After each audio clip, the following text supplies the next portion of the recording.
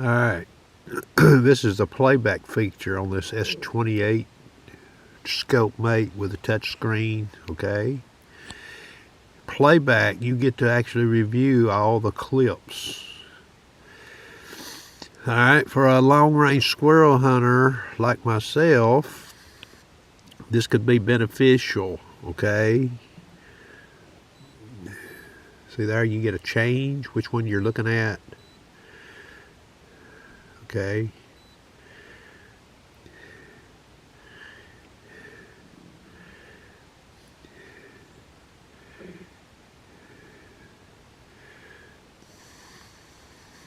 The only thing you might want to do is you might want to zoom your scope out. If you've made a long shot, zoom your scope out so you get a wider field of view. That way if you have to go back, and you could use this to locate a squirrel. Okay? Now I've done this with a handheld camera, and you can still use a handheld camera. You shoot some long distance squirrels in the woods, or you see where they're playing. Okay? You could look at them with a handheld camera like I'm holding right here. Alright, and the landmarks around where the squirrels are playing or whatever will give you an idea. When you start going after a squirrel in the woods at 70, 80, 90, 100, 120 yards, it'll speed up your recovery process, okay?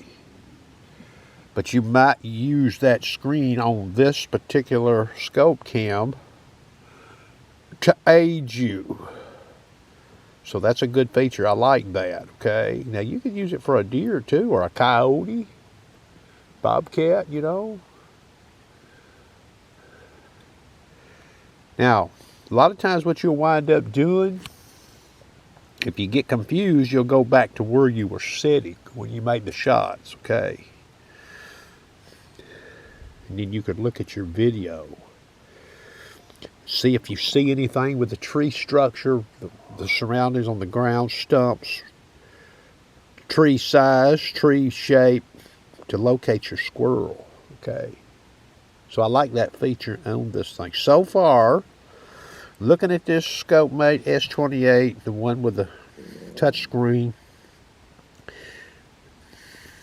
if this thing had the audio quality with the mic, like the trigger cam, this thing right here would be nice.